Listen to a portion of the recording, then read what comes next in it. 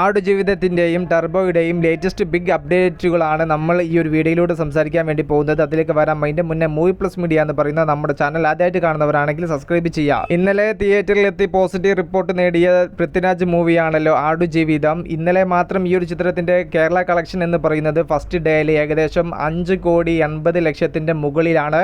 6 കോടിക്കും 7 കോടിക്കും ഇടയിലായിരുന്നു നാം ഈ ഒരു ചിത്രത്തിൻ്റെ ആദ്യ ദിന കളക്ഷൻ പ്രതീക്ഷിച്ചത്. എന്നാൽ ഈ ഒരു ചിത്രത്തിൻ്റെ സ്ക്രീനും കാര്യങ്ങളെല്ലാം കേരളത്തിൽ കുറവായതിനാലായിരുന്നു 5,80,00,000 കൂടെ ആദ്യ ദിന കേരള കളക്ഷൻ ആടുജീവിതം എന്ന ചിത്രത്തിന് ഒതുങ്ങേണ്ടി വന്നത്. നോമ്പ് കാലം അല്ലായിരുന്നെങ്കിൽ ചിലപ്പോൾ മലയാള സിനിമയുടെ ഏറ്റവും ഉയർന്ന ആദ്യ ദിന കളക്ഷൻ കൊണ്ടുപോവേണ്ട സിനിമ കൂടി ആയിരുന്നു ആടുജീവിതം. നോമ്പും അതുപോലെ തിയേറ്ററിലെ കുറച്ച് കുറവെല്ലാമാണ് ആടുജീവിതം എന്ന ചിത്രത്തിന് ആ ഒരു വലിയ നേട്ടം നഷ്ടമായത്. ചിത്രത്തിൻ്റെ വേൾഡ് വൈഡ് ആദ്യ ദിന കളക്ഷൻ പുറത്തു വന്നിട്ടില്ല ഒഫീഷ്യലി കേട്ടോ.